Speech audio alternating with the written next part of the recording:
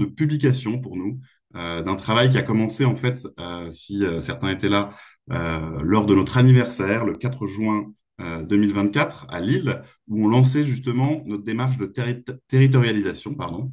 Cette démarche de territorialisation, elle s'est concrétisée aujourd'hui justement par la publication de Mosaïque Aidant.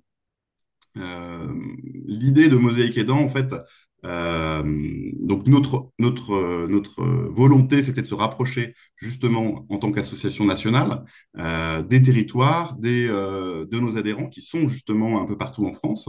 Je vous rappelle qu'on a plus de 280 adhérents à l'association et aussi bien évidemment des proches aidants.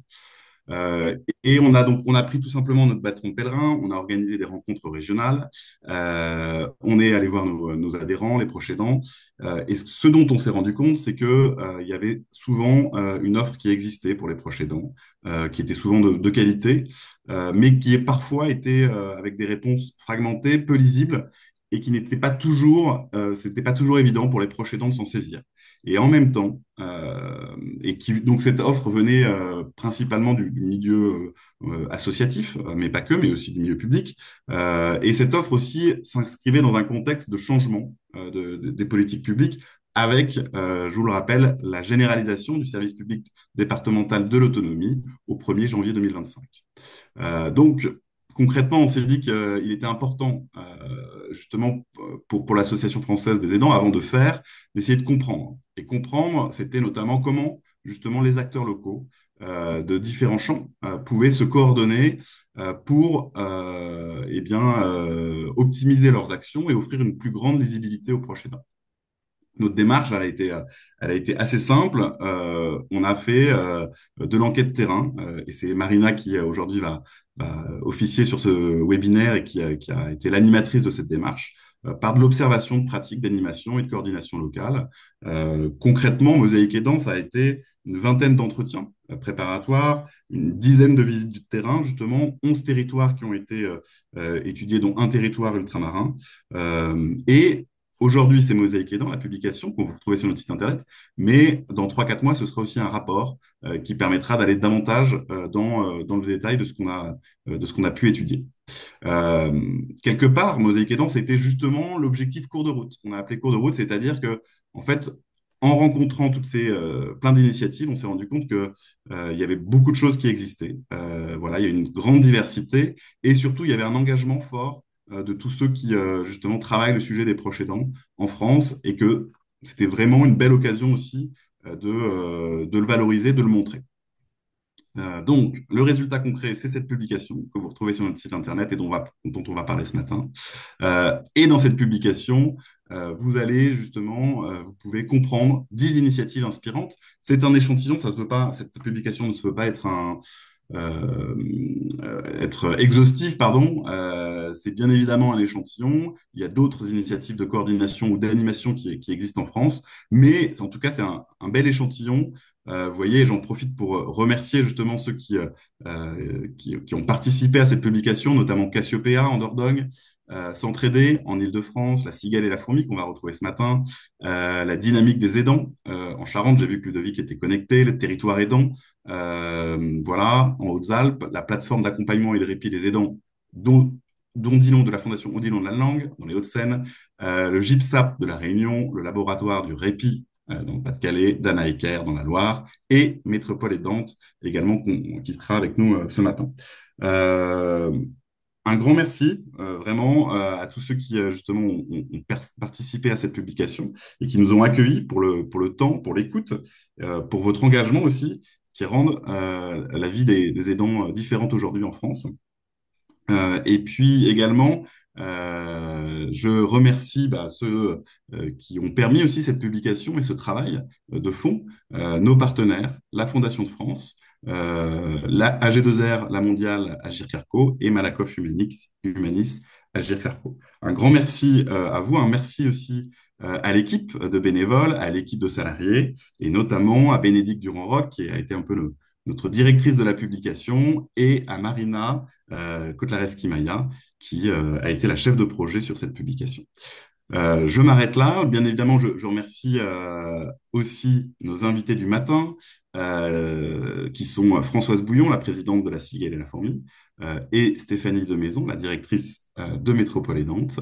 Le programme du jour, ce sera une introduction, une brève restitution avec Marina, les témoignages de Françoise et de Stéphanie, et puis un temps d'échange avec vous tous et toutes. Merci beaucoup. Et Marina, écoute, je te passe le relais.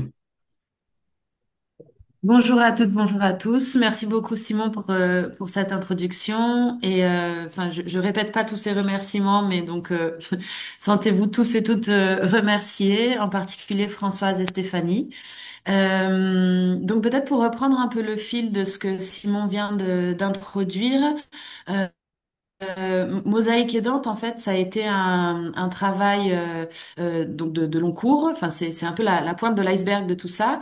Et ce que je trouve intéressant de mettre en avant, et c'est un peu ce qu'on va approfondir aujourd'hui, donc avec Françoise et Stéphanie, c'est toute la diversité des pratiques qu'on peut mettre derrière cette terminologie de la coordination et de l'animation locale. Ce dont on s'est rendu compte au fil de ce travail d'exploration, c'est que la coordination, l'animation sur les territoires en faveur des proches aidants ne peut pas se raconter au singulier. C'est vraiment des dynamiques, des façons de faire extrêmement plurielles et qui sont en constante évolution. Donc Simon a apporté la question du contexte des politiques publiques. Donc là, on attend une grosse évolution qui va être celle des SPDA, mais les acteurs localement en ont aussi déjà vécu d'autres. Puisqu'à chaque fois qu'il y a un nouveau dispositif qui arrive dans le domaine de l'autonomie, enfin plutôt de la prévention de la perte d'autonomie, ça implique aussi des changements en termes de collaboration et de travail collectif sur les territoires. Et donc toutes ces évolutions en termes de politique publique, mais aussi la diversité des territoires, impliquent des montages, des façons de faire dans les écosystèmes localement qui sont extrêmement différentes. Euh, donc on va pas les passer en revue aujourd'hui, mais vous avez vu sur la cartographie que Simon a projetée tout à l'heure qu'on s'est aussi intéressé à des territoires qui en soi sont très différents. Donc on a vu un peu de l'urbain, on a vu du rural, on a vu du montagneux, on a vu du plutôt côtier. Donc c'est ça aussi, c'est des facteurs à prendre en compte sur comment on travaille ensemble, puisque par derrière c'est toujours de l'humain. Donc, pour travailler ensemble, il faut se voir. Donc, en fonction de la géographie d'un territoire, c'est pas toujours aussi facile de se voir. Ou, enfin, voilà, ça impose des pratiques différentes aussi. Mais il y a quand même des points communs. Euh, Dans un premier, enfin, le premier point commun de toutes ces initiatives, c'est vraiment la volonté de se mettre autour d'une table pour travailler le parcours d'accompagnement qu'on va proposer aux proches aidants, et d'être vraiment dans une logique de complémentarité. Et le deuxième point commun que je trouve qui est très intéressant, c'est la question de l'information qui peut se décliner en deux sous-axes. C'est donc l'information entre professionnels, entre partenaires. Enfin, pour travailler ensemble, il faut être informé, il faut s'informer. Pour pouvoir voilà repérer et orienter les proches aidants, il y a tout un volet aussi d'information et de communication auprès des bénéficiaires qui est commun en fait à toutes ces initiatives.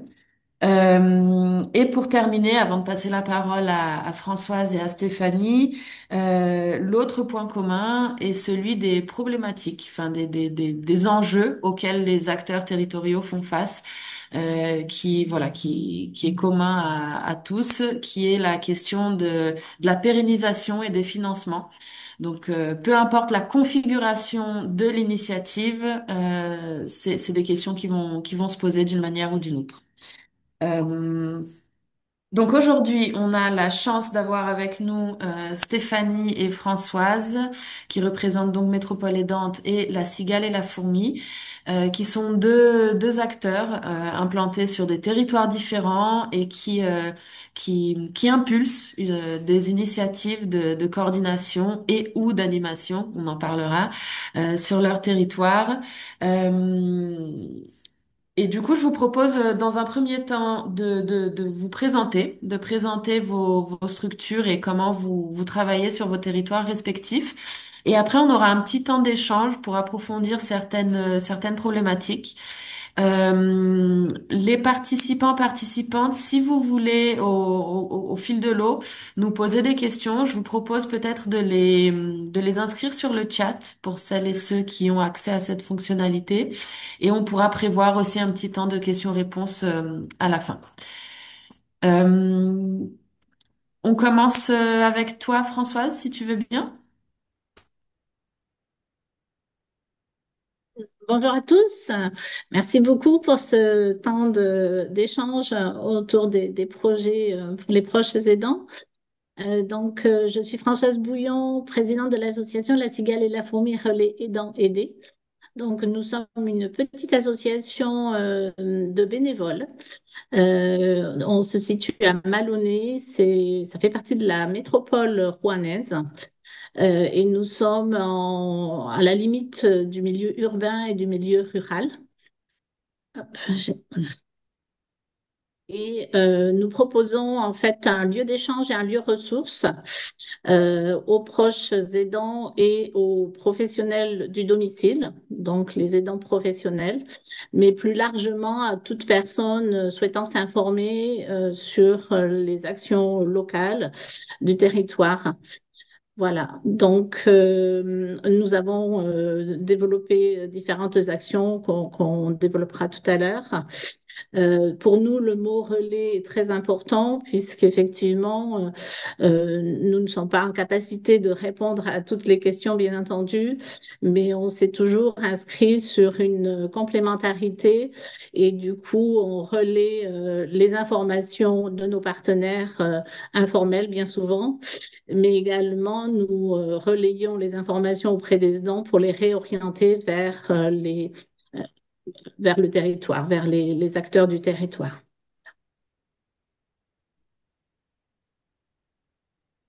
Si vous voulez, après, on développera dans un second temps, je pense, hein.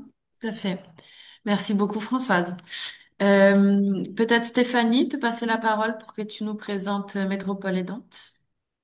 Oui, bonjour à tous. Merci de cette invitation et de la possibilité de partager notre expérience, qui, comme tu l'as dit très bien, Marina, est une expérience parmi d'autres. Un petit mot rapidement pour vous évoquer en effet la situation et le périmètre de notre association Métropole Aidante. Donc, on est bien sur le territoire de la métropole de Lyon. La métropole de Lyon a le statut d'un département pour nous et réunit 58 communes, 1,9 million d'habitants. Et le ratio qu'on applique au niveau de la population des aidants nous amène à un chiffre d'à peu près 190 000 aidants. Ça donne une idée un peu du territoire sur lequel on est, un territoire très vaste, un territoire qui est donc administré par cette collectivité locale et qui s'articule également avec le reste du territoire du département du Rhône, qui lui-même est piloté par le département. Donc, il faut imaginer que c'est voilà, un montage territorial un peu particulier. Métropole aidante sur ce territoire a démarré sa fondation à partir de 2019, née d'un constat fait par à peu près 7 fondateurs, dont la Fondation France Répit, le groupe Apicil, APF, l'UNAFAM, l'ADAPI, France Alzheimer, France Parkinson. Ces fondateurs ont partagé un constat commun qui était la présence d'une offre de répit très importante, mais malheureusement à recours moindre, du fait de l'absence de connaissance des aidants. L'objectif donc à partir de ce constat a été à partir de 2020 de confier à Métropole Aidante plusieurs missions. La première, c'est de répertorier et de mettre en ligne l'offre de répit qui est accessible sur la métropole de Lyon. La deuxième, c'est de recevoir et d'orienter les aidants comme une première porte d'entrée comme un portail, de manière à les orienter vers les solutions de répit, avec l'ouverture d'un lieu d'accueil dans Lyon 3 sur une amplitude de 42 heures du lundi au samedi. La troisième mission, c'est de sensibiliser les professionnels. C'est de sensibiliser, pardon, les professionnels issus des structures adhérentes dans la fréquentation du lieu d'accueil, qui n'est pas seulement dédié aux aidants, mais qui accueille aussi des manifestations, des événements, des formations, des temps de travail entre professionnels tournés vers le public des aidants. Et puis enfin, la dernière mission et la plus importante, j'allais dire, ou en tout cas celle qui tient l'ensemble de ces missions, c'est de fédérer le réseau des membres du collectif dans l'objectif de continuer à soutenir le plaidoyer en faveur des aidants. 5 années plus tard, on arrive aujourd'hui à un collectif qui comprend 189 membres de statuts divers. On va avoir des collectivités locales, des CCAS, des entreprises, des associations de patients, divers statuts, qui ont tous en effet la particularité de vouloir œuvrer en faveur des aidants, soit en tant qu'acteurs en portant une solution de répit, soit en tant que partenaires en organisant et en relayant en fait l'ensemble des informations pour augmenter la fréquentation de l'offre. Aujourd'hui, sur le site, on totalise à plus de 350 solutions de répit, le répertoire qui est mis en ligne, qui lui-même accueille à peu près 2000 visites par mois, permettant ainsi à la fois aux particuliers et aux professionnels de chercher par lieu, par famille de répit et par situation de l'aider, l'offre qui va correspondre le plus à son besoin. Le lieu d'accueil, quant à lui, ouvert sur Lyon 3, accueille à peu près 5000 visites par an qui se répartissent entre 2000 professionnels et 3000 aidants. Et enfin, notre lieu d'accueil à titre individuel ainsi que nos itinérances, que je développerai dans un second temps, permettent à peu près sur l'année d'accueillir 1200 aidants à titre individuel. Je le distingue du lieu d'accueil qui est plutôt sur le volet euh, plus collectif ou en lien avec nos adhérents.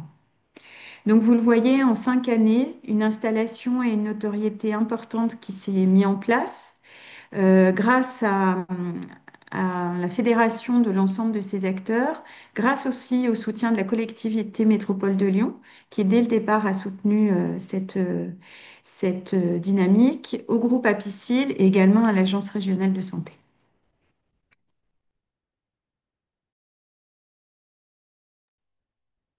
Merci Stéphanie, merci Françoise pour ces présentations. Euh, je vais peut-être vous poser quelques questions pour nous permettre de mieux comprendre vos initiatives, mais surtout le chemin que vous avez parcouru pour en arriver là. Euh, donc dans l'ordre, je vais peut-être commencer par toi Françoise et donc par la dynamique qui existe autour de la cigale et la fourmi. Donc, comme tu l'as précisé, vous êtes une association de bénévoles dont l'ADN premier est justement la mise en lien entre aidants, aidés et professionnels de l'aide.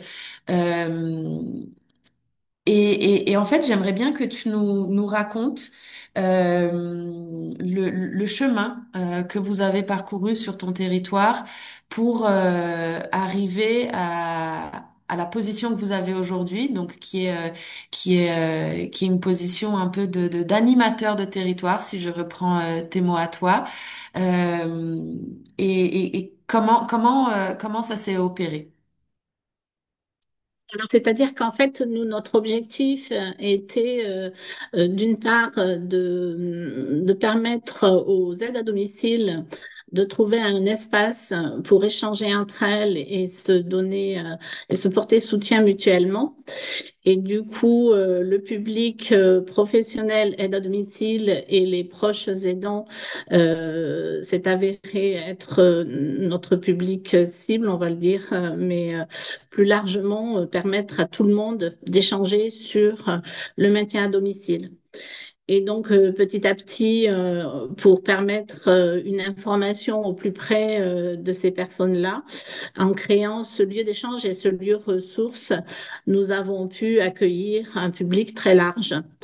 Et petit à petit, en fait, la diversité des publics nous a permis d'élargir notre périmètre tout en conservant la cohérence de projet. Et du coup, nous avons de proche en proche touché le champ du handicap, le vieillissement, les services d'aide à domicile, les partenaires institutionnels, les CCAS et bien sûr le département. Et petit à petit, nous avons construit une offre locale pour permettre cette communication plurielle.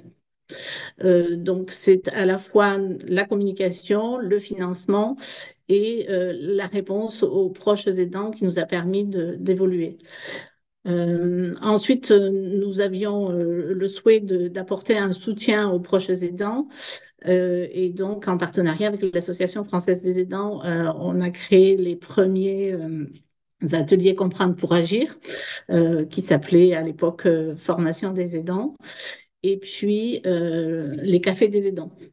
Donc, depuis 2018, ce sont deux offres que nous proposons en continu et qui permettent concrètement d'asseoir une certaine légitimité, puisque au départ, tout le monde se demandait quel était notre souhait et vers quoi on allait. Et nous, c'était d'informer tout le monde. Et donc, souvent dans les politiques publiques, on doit cibler un public, alors que nous, on voulait cibler beaucoup plus largement pour communiquer.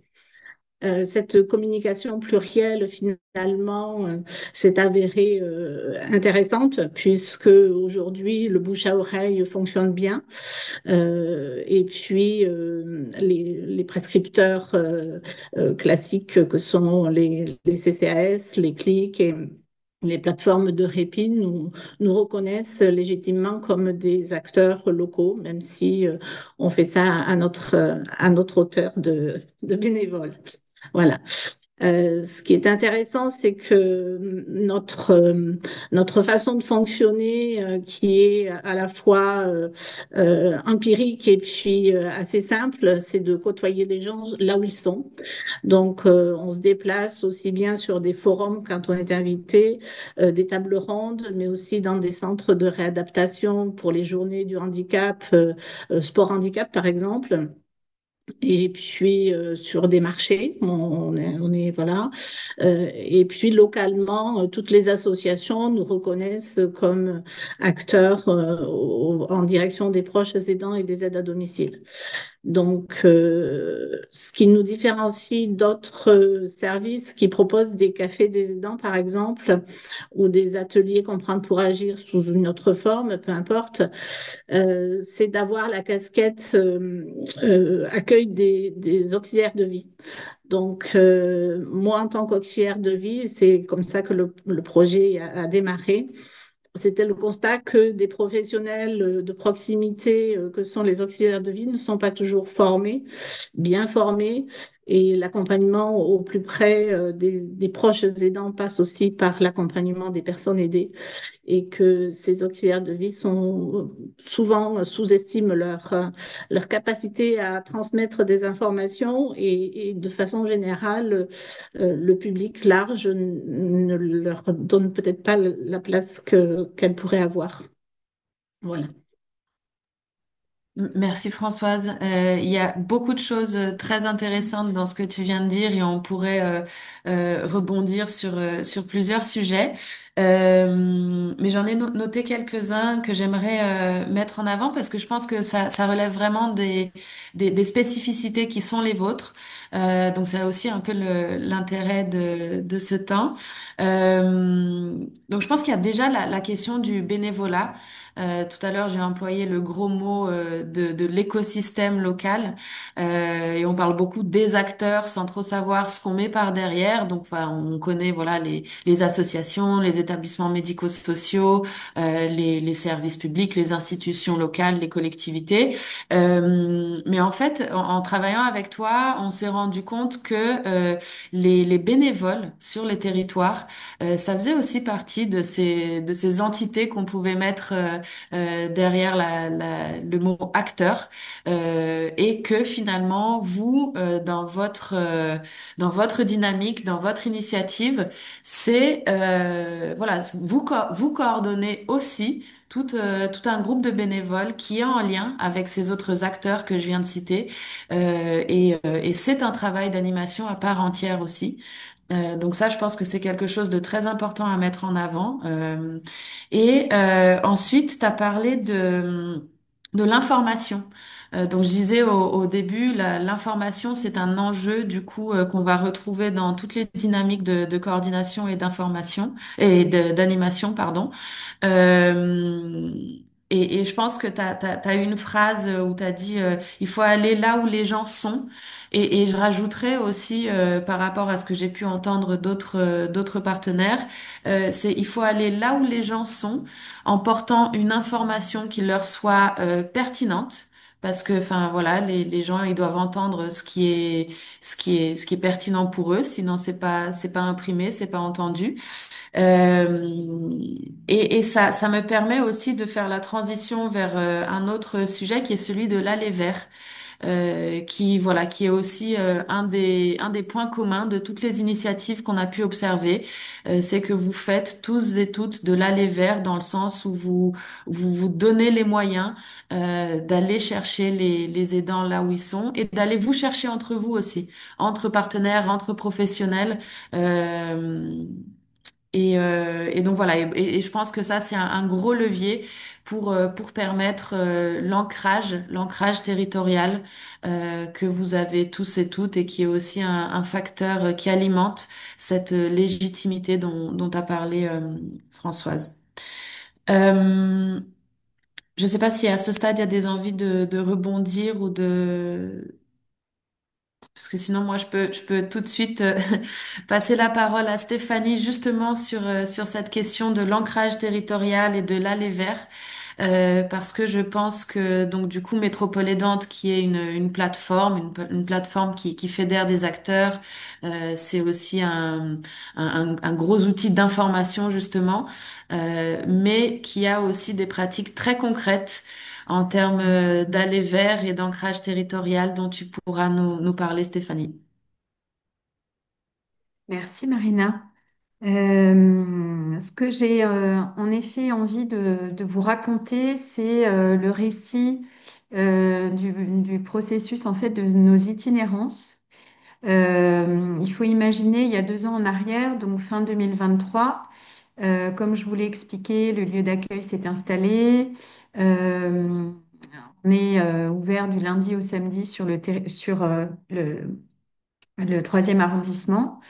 Et assez rapidement, s'est posé la question l'accessibilité de ce lieu n'était pas possible pour l'ensemble des habitants de la métropole. Je vous rappelle 58 communes. Et donc, s'est posé la question de l'aller vers, c'est-à-dire comment se rapprocher des aidants et être davantage présent dans leur lieu de vie.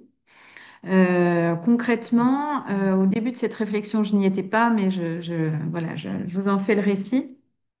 La démarche a été de prendre contact avec l'Union départementale des CCAS pour réfléchir avec eux comment on pouvait construire euh, un réseau en fait de communes qui accueillent sur une journée à peu près par mois, une demi-journée, une permanence de métropole aidante permettant aux aidants de venir dans leur lieu de vie et de ne pas avoir besoin de venir jusqu'à Lyon 3.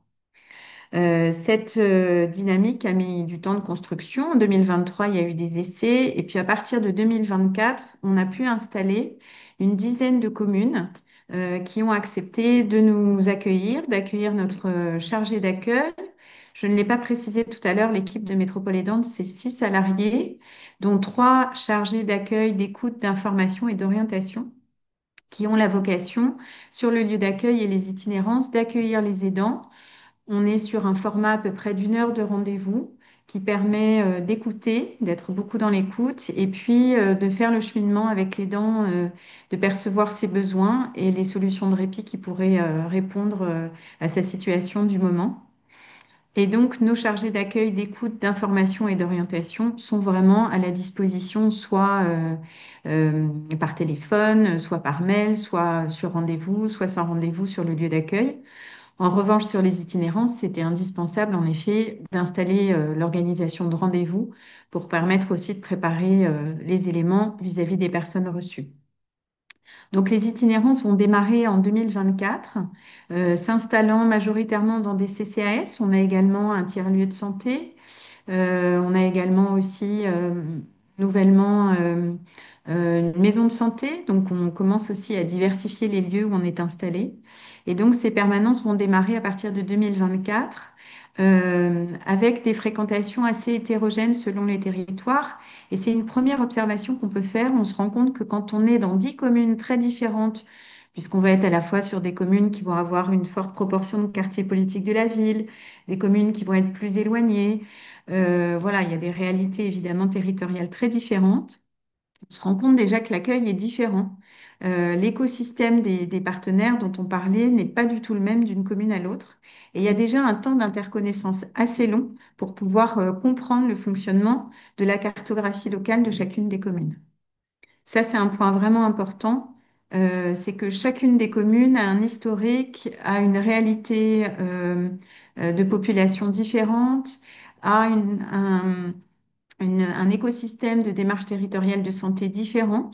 Il faut savoir que dans le Rhône, on a structuré par la CEPAM et l'ARS, on a 23 communautés professionnelles territoriales de santé, donc 23 CPTS qui se sont installés il y a 2 ans, mais qui commencent aussi à se mettre en place et à structurer leur territoire de travail au niveau de la prévention. Et donc, on se rend bien compte aussi que tout ça, ça nécessite du sur-mesure, en fait. On ne peut pas appliquer une méthode qui va être la même pour les 10 communes. Il faut être très à l'écoute de la réalité de chacun de ces territoires. Les permanences se sont donc mis en place sur 2024, se poursuivent en 2025. Je ne l'ai pas cité, mais c'est aujourd'hui pour ces communes une présence qui est gracieuse puisqu'elle est financée par la commission des financeurs de la métropole de Lyon ainsi que à G2R La Mondiale qui ont accepté de porter ce projet. On est dans une réflexion aussi dans les années qui viennent pour progressivement demander une contribution aux communes parce qu'on sait aussi que ça fait partie de leur engagement dans une politique des aidants plus ancrée, plus durable. Et donc, tout doucement, on accompagne aussi cette évolution. Aujourd'hui, avec le recul, on a souhaité sur 2025 augmenter le nombre de communes parce qu'on constatait en effet une fréquentation à renforcer sur les communes. Et donc, on a doublé avec des communes voisines, 5 communes, de manière à toucher davantage de public. On s'aperçoit aussi dans la mise en œuvre de ces permanences qui sont en train de se faire là sur le deuxième semestre, que les communes, selon le niveau d'accueil et le niveau de relais qu'ils assurent, vont permettre aussi une meilleure visibilité. Ça, c'est pour l'aspect opérationnel des itinérances. Je peux continuer? Marina, je veux pas être... Ouais, ok. Ça, c'est sur l'aspect opérationnel des itinérances. Dans le concret, le rapport d'étonnement qu'on peut faire sur le fonctionnement de chacun de ces territoires, c'est d'avoir conscience qu'en effet, il y a un déficit très important de la part des professionnels en territoire de ce qu'est un aidant, de ce qu'il vit, des besoins qu'il a et aussi de l'offre de répit qui peut exister. Donc, la complémentarité du travail qu'on fait de déploiement des itinérances, c'est vraiment d'aller le plus possible à la rencontre des professionnels du territoire en organisant des sessions de sensibilisation intersectorielles, en rencontrant les équipes des différentes filières, que ce soit la filière petite enfance, gérontologique, évidemment les services d'aide à domicile, les professionnels de santé, mais aussi tous les instructeurs de la métropole de Lyon qui instruisent des demandes APA ou PCH, parce que bien évidemment, tout cet écosystème fonctionne pour qu'il fonctionne davantage en réseau. Et on voit bien qu'en fait, la réalité des trajectoires et des difficultés qui sont rencontrées par les aidants sont très peu connues de ces professionnels. Donc, pour les aider à invisibiliser les aidants. Un premier travail en fait de compréhension du fonctionnement de ces aidants permet ensuite à ces professionnels d'acquérir certains éléments de langage et de pouvoir en effet plus facilement repérer les aidants et nous les orienter. Ce qu'on voit aussi également, c'est que ces permanences, elles fonctionnent encore mieux quand elles s'articulent avec une programmation territoriale. Certaines communes ont conscience qu'il y a des aidants, n'ont pas forcément encore identifié ce public, ne savent pas très bien comment l'appréhender. Et le fait de démarrer par des permanences, ça les aide à mettre au travail aussi une trajectoire, une organisation, une programmation pour ce public. Et on travaille également avec eux pour que certaines actions aussi puissent s'articuler en lien avec nos permanences. Donc on voit que se met en place progressivement une stratégie durable qui est stimulée par notre itinérance, mais aussi par la réceptivité des acteurs du territoire qui se rendent compte des besoins de ces publics et qui sont mobilisés pour pouvoir les repérer et les orienter. La compréhension des dynamiques territoriales, je l'ai évoqué tout à l'heure avec les CPTS. Je voudrais dire un mot également sur les contrats locaux de santé. Plusieurs des communes dans lesquelles on a des itinérances ont des contrats locaux de santé signés avec l'ARS, la CEPAM et des acteurs du territoire. Ces contrats locaux, ils ont une programmation de 5 ans et ils permettent aussi d'introduire le public des aidants dans les dynamiques territoriales de prévention santé. Et à ce titre-là, c'est un enjeu aussi important de s'articuler avec l'ensemble des programmations qui peuvent être faites de manière à ce que les aidants bénéficient aussi de toutes les offres, des programmations, d'ateliers. Je pense au mois de la santé, je pense au salon senior, je pense à toutes ces dynamiques qui permettent aussi d'inclure les aidants, de mieux les repérer. Et donc, pas forcément d'avoir des actions qui sont tout le temps que ciblées aidants, mais aussi de permettre à des aidants de pouvoir participer à des actions plus générales avec des publics plus hétérogènes. Euh, je vais m'arrêter là, je ne peux pas donner ma conclusion tout de suite.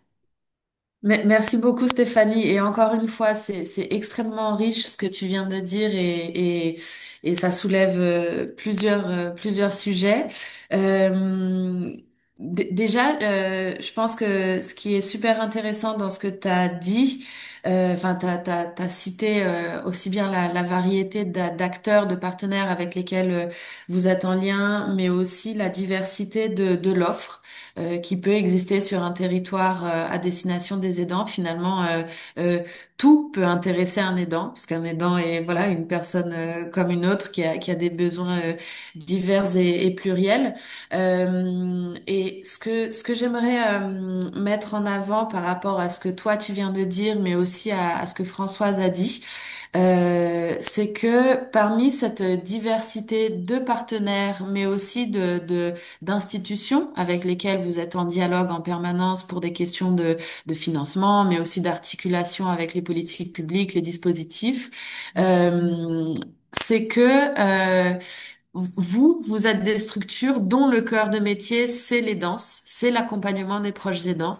Et finalement, l'écosystème dans lequel, enfin les écosystèmes dans lesquels vous vous insérez sont composés d'acteurs pour qui ça ne l'est pas. Enfin, les danses est un sujet parmi d'autres, euh, ou alors ça va être un item dans le cahier des charges d'un dispositif ou d'un appel à projet, mais c'est pas la porte d'entrée, alors que pour vous, ça l'est. Vous êtes un peu les spécialistes du sujet sur vos territoires.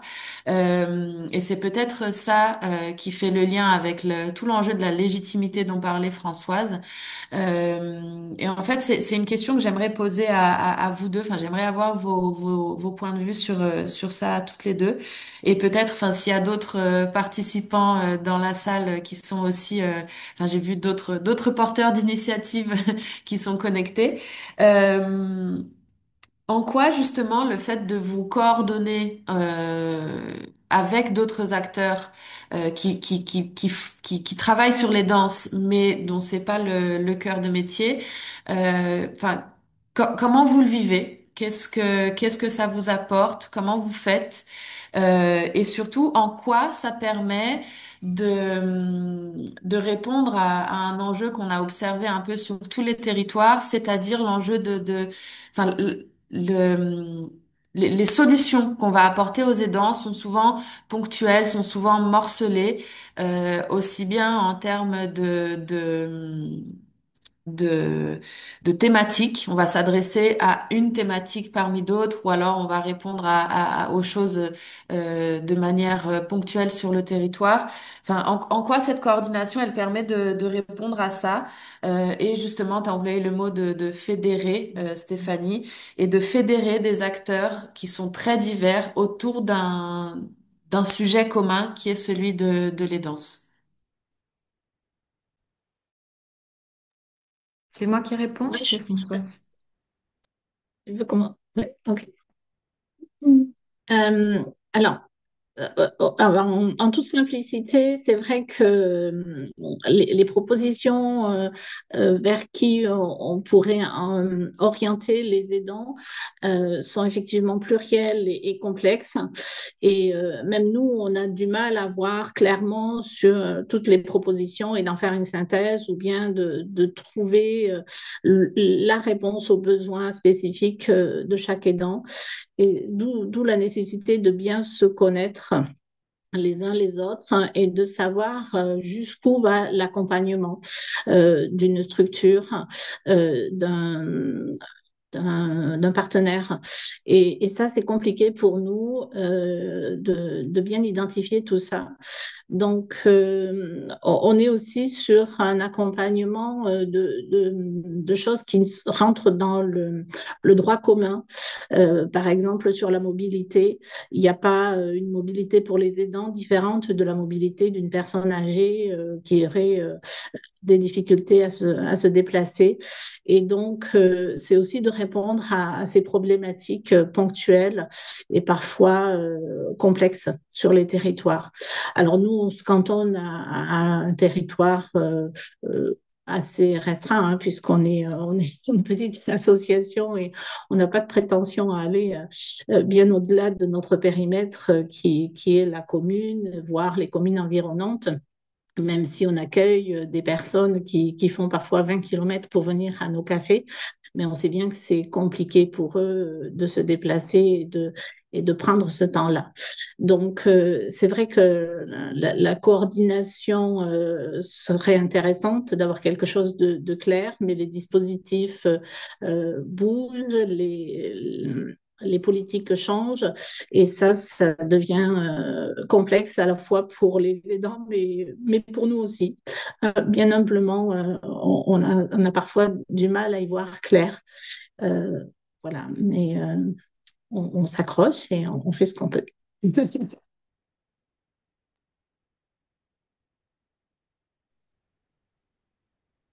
Tu veux prendre la parole, Stéphane? Oui, je prends la suite de Françoise. Je confirme aussi ce que tu as évoqué, hein. J'apporterai de manière complémentaire euh, ma vision des choses. C'est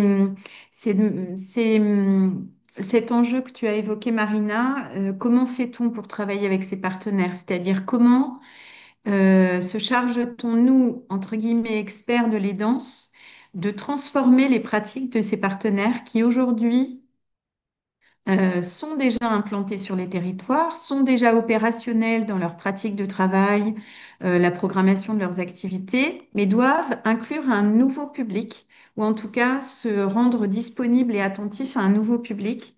Je pense que c'est vraiment ça l'enjeu. Et la réalité de tous ces partenaires qu'il faut bien comprendre, c'est que leur bien commun, c'est un territoire. C'est-à-dire qu'en fait, ils ont tous l'enjeu d'améliorer la qualité de vie et de santé de la population d'un territoire. C'est comme ça que c'est construit, hein, dans la mise en œuvre aussi des différents dispositifs. Et donc la question, c'est comment nous, on va pouvoir amener le repérage de ces aidants. Qu'est-ce qu'on va pouvoir faire pour que les professionnels, les bénévoles qui sont en contact quotidien avec des publics de ce territoire aient une sensibilité au repérage des aidants, c'est-à-dire puissent repérer par un minimum de culture commune ce qui fait qu'on est aidant, et se sentent aussi légitimes pour pouvoir en parler avec les publics qu'ils accompagnent et les orienter. Donc ça, c'est un premier point, c'est vraiment former l'ensemble des professionnels et des bénévoles pour être sensibles à ça, attentifs à cette réalité-là.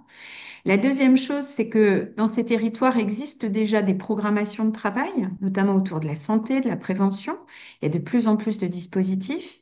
Il s'agit de s'articuler avec ce qui est déjà fait et d'avoir conscience que ce territoire sur lequel on souhaite repérer les aidants, il est déjà travaillé par un écosystème d'acteurs et que l'essentiel, c'est de faire ce lien-là avec eux et de ne pas être dans l'idée de faire à la place, parce que je pense qu'il peut y avoir parfois des incompréhensions, et c'est surtout pas ce qu'il faut qui arrive. L'enjeu, c'est vraiment d'éveiller cette sensibilité aux aidants, notamment, comme je le disais tout à l'heure, par des sensibilisations et de la formation. Et puis le troisième point qui fait aussi le bien commun du territoire, c'est l'offre de répit.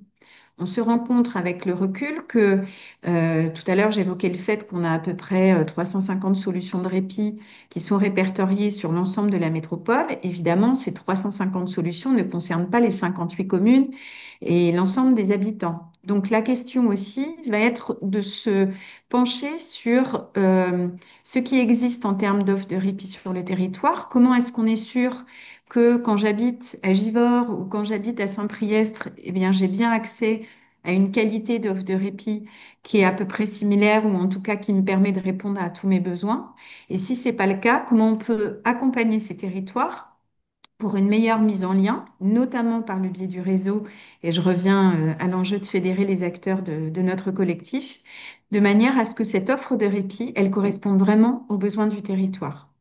Donc, la conclusion, c'est que chaque territoire a une réalité antérieure à nous, j'allais dire en tout cas dans la mise en œuvre des itinérances pour ce qui concerne notre expérience.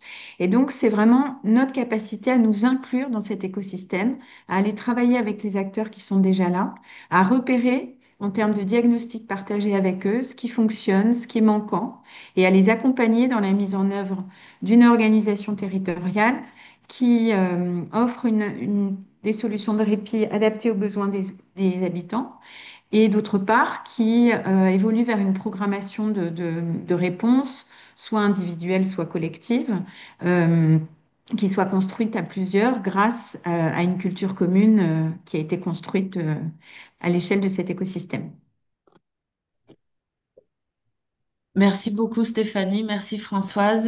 Je trouve qu'il y a, enfin, là dans ce que vous venez d'évoquer, ce qui m'impressionne, c'est justement tout ce travail de défrichage que vous faites sur les territoires et auprès des partenaires pour justement comprendre ce qui existe.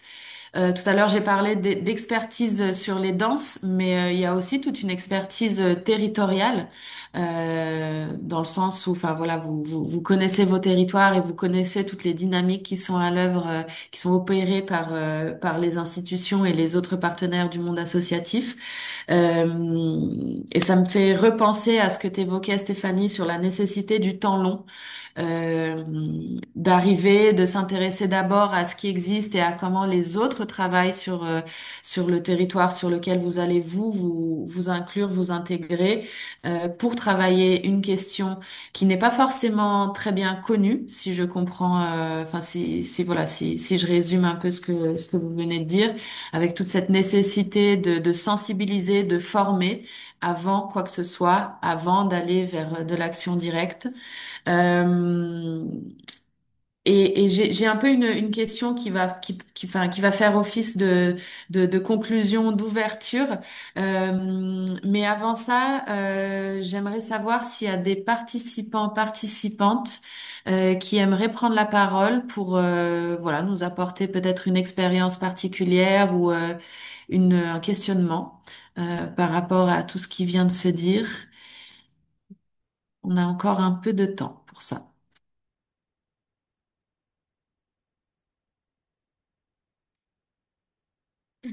Il y a quelqu'un qui semblerait vouloir poser une question. Ben, je vous laisse peut-être ouvrir votre micro.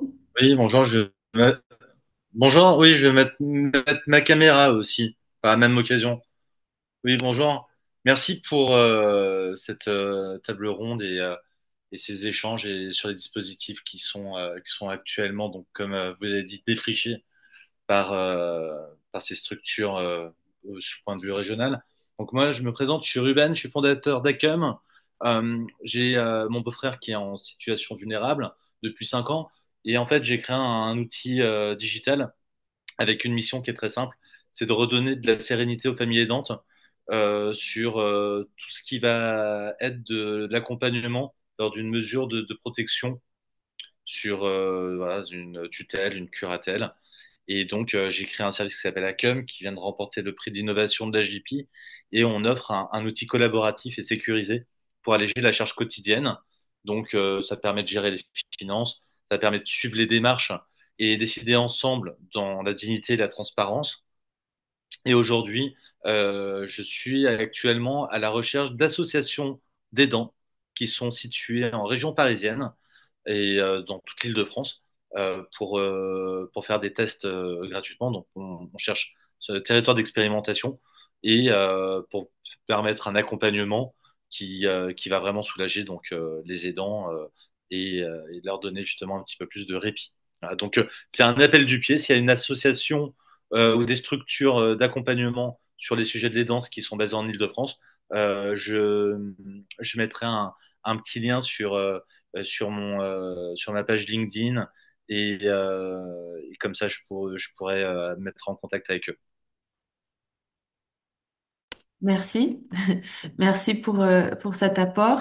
Je vois qu'il y a aussi une question qui a été posée dans le chat, donc de Delphine de Corte, qui parle de la mobilisation des aidants et qui dit que parfois les actions étiquetées aidants ne mobilisent pas tant que ça. Et c'est vrai qu'il y a cette question de la stigmatisation ou déstigmatisation qui est apparu aussi dans nos observations de terrain.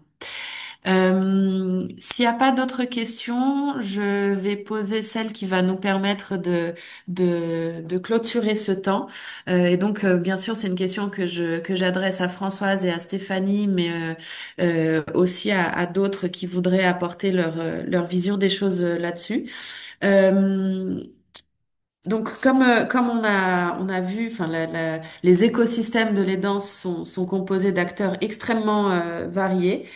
Parmi ces acteurs, on a bien sûr des institutions, des financeurs qui parfois expriment de manière très très explicite la volonté de s'adresser à presque un interlocuteur unique, j'ai envie de dire. Donc, il y a cette demande qui peut exister sur les territoires de la part des institutions de dire voilà coordonnez-vous pour que nous on puisse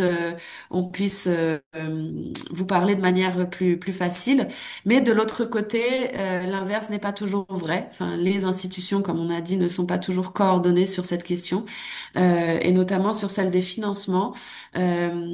Donc Stéphanie et Françoise et d'autres, j'aimerais vous demander si vous deviez vous projeter sur une demande, sur un message à faire passer qui vous permettrait voilà d'avoir des perspectives d'évolution ou de pérennisation de vos initiatives, comment vous pourriez formuler tout ça?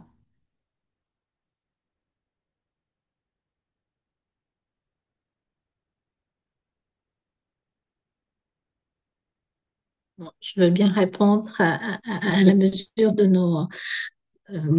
à la hauteur de notre association. Effectivement, cette coordination, nous la souhaitons euh, parce que il est difficile d'avancer sans savoir ce qui se passe sur les territoires de proximité, sachant que En fait, on ne sait pas aujourd'hui, par exemple, où se développent les cafés des aidants ou des formes similaires des cafés des aidants. Et si on devait, par exemple, en proposer un autre, là où il serait le plus pertinent de le développer. Donc, parfois, ils sont adossés à des structures porteuses comme des EHPAD ou des plateformes de répit, mais n'ont pas forcément. Enfin, les aidants ont un peu plus de difficultés parfois à se déplacer dans ces lieux qui sont porteurs de stigmatisation. Euh, D'où l'intérêt, je pense, de trouver des lieux de proximité qui soient neutres, où les aidants pourraient trouver la confiance et en même temps ne pas être stigmatisés. Et le bouche à oreille nous permet, nous, aujourd'hui, d'avancer sur ce sujet-là, parce que la plupart des gens qui viennent, par exemple, sur nos cafés et nos ateliers Comprendre pour agir, ils ont eu l'information de proche en proche par d'autres aidants qui sont venus précédemment sur nos cafés ou sur nos formations. Et lorsque l'on parle d'autres structures, on voit bien que le fait de rentrer dans un EHPAD pour participer à un café des aidants peut être pour eux stigmatisant et pas toujours simple. Donc, coordonner l'offre de ces cafés, de ces ateliers Comprendre pour agir ou toute action en direction des aidants me paraît être effectivement indispensable. Donc cette idée d'avoir une vision d'ensemble qui permette la mise en cohérence et la mise en complémentarité des différentes actions qui peuvent exister. Euh, Merci Françoise. Je te laisse la parole, Stéphanie. Oui, merci. Les enjeux de ce que je comprends durable en fait de ces travaux-là, euh, avec le recul, je pense que euh, le, le travail de coordination, le travail de développement territorial est aussi un métier particulier et fait aussi appel à d'autres connaissances, d'autres compétences. À ce titre-là, je pense que c'est aussi important et j'ai eu l'occasion d'en échanger avec différents adhérents de notre collectif. C'est pas forcément une culture qu'ont non plus nos adhérents. Donc, c'est une acculturation qui doit se faire dans les deux sens, c'est-à-dire à la fois nous, porteurs de la reconnaissance de ce public des aidants vis-à-vis des professionnels qui sont en territoire et qui travaillent déjà des réponses aux enjeux de santé des habitants, mais dans l'autre sens également, à l'intérieur du collectif, comment on peut acculturer nos adhérents, nos professionnels, à mieux aussi travailler en lien avec ces acteurs de territoire. C'est pas uniquement, j'allais dire, l'équipe de Métropole Aidante, c'est aussi une culture qu'il faut travailler dans les deux sens. Donc ça me semble important. Le deuxième point, c'est que acculturer et transformer des pratiques, c'est un temps long, on l'a dit tout à l'heure, donc il faut beaucoup le soutenir et beaucoup l'accompagner. En ce sens, sur une échelle en tout cas de territoire comme celle de la métropole avec 58 communes, voilà, c'est un travail, j'allais dire, sans fin. Et puis enfin, le dernier point que je voulais évoquer, c'est l'enjeu de la qualité de l'offre de répit.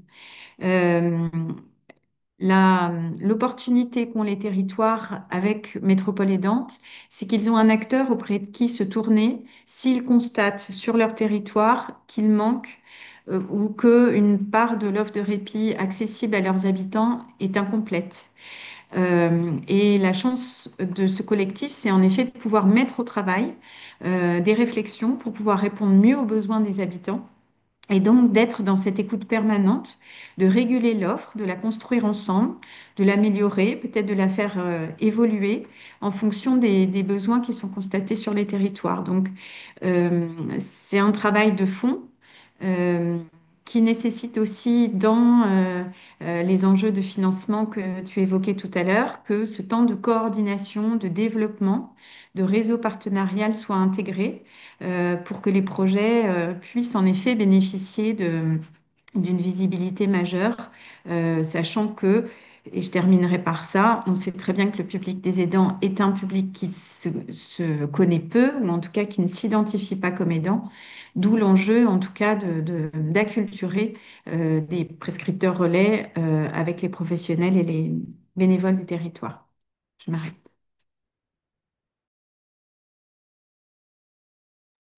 Merci beaucoup Stéphanie.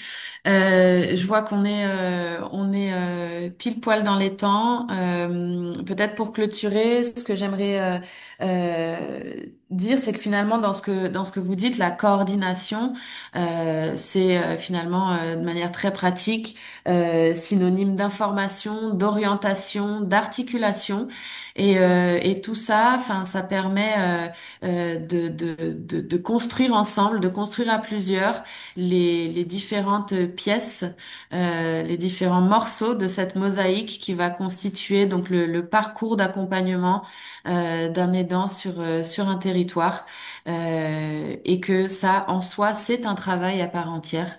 Cette coordination, c'est une mission en tant que telle. Je